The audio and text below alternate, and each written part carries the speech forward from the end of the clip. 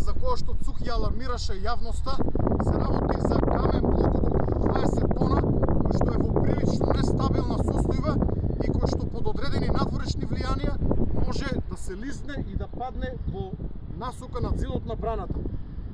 Траекторијата не може однапред да се предвиди, едната можност е да падне во десна страна од цртот и тогаш таа не би било опасна, но опасната варијанта е доколку падне во мојата десна страна од оваа страна, во кој случај истата може да го загрози одводниот канал.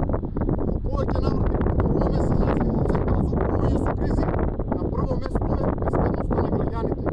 Разликата помеѓу оваа нестабилна карпа и втората нестабилна карпа, која што подоцна ќе ја покажам, е тоа што овие карпи можат да го загрозат одводниот канал и евентуално зидот на браната матка.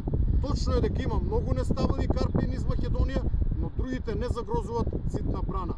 Благодарение на интервенцијата на Евана Електрани, веќе се работи над надминување на овој проблем, изработена е програма врз основа на која што ќе бидат преземени понатамошни мерки за санација на овие две нестабилни карпи.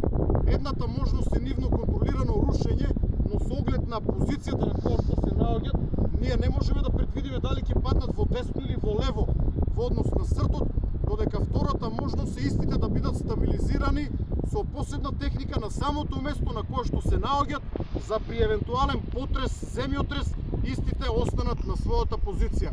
Центар за управување со кризи, денес можев да спојам мојата љубов кон природата, мојата љубов кон карпите, но и мојата љубов кон професијата која што сега ја вршам.